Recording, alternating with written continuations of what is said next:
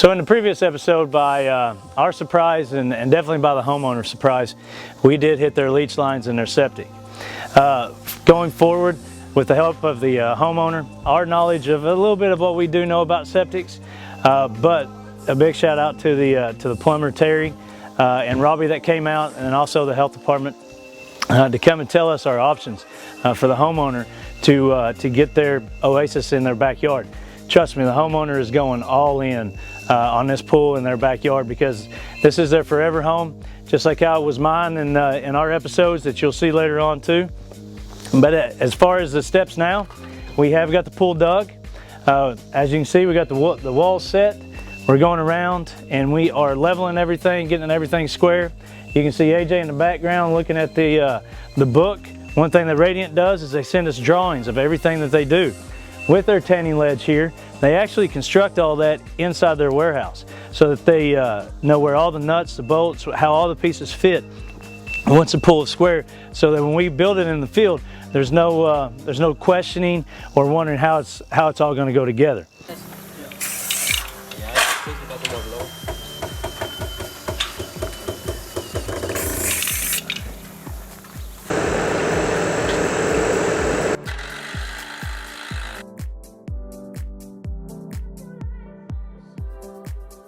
So this customer, when they drew this out with their true L shape, they did a very cool looking tanning ledge.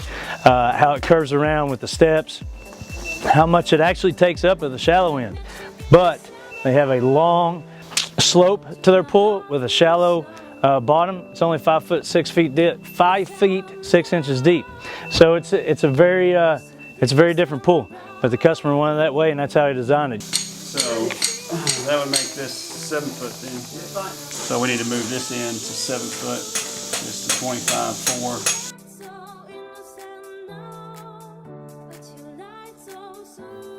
Continuing into day 4 of the True L Radiant pool installation, several truckloads of stone have been delivered to help build up the supporting foundation for the pool.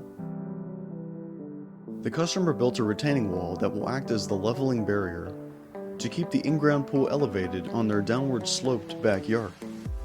The A-frames are installed to provide an anchoring system for the concrete footer, and rebar is hammered all along the walls and body of the pool to prevent shifting. When the concrete pumping truck arrives, the footer is poured and moved into all the crevices of the pool walls and brackets.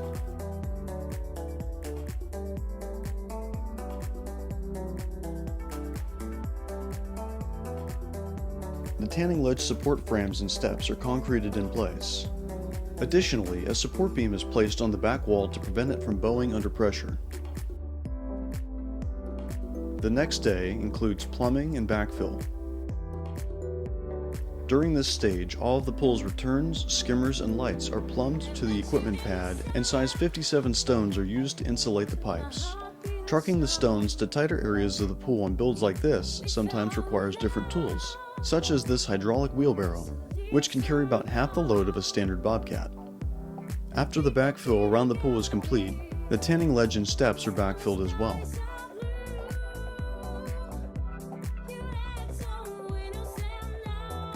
Brian installs a liner bead receiver on top of the wall ledge.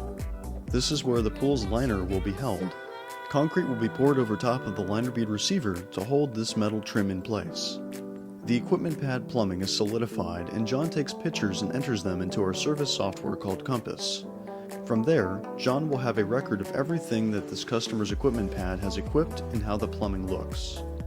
This concludes days 3 through 5 on the Radiant True L-shaped pool. Stay tuned to #Poolguys for the next steps, which include putting down vermiculite, installing the liner, and adding water.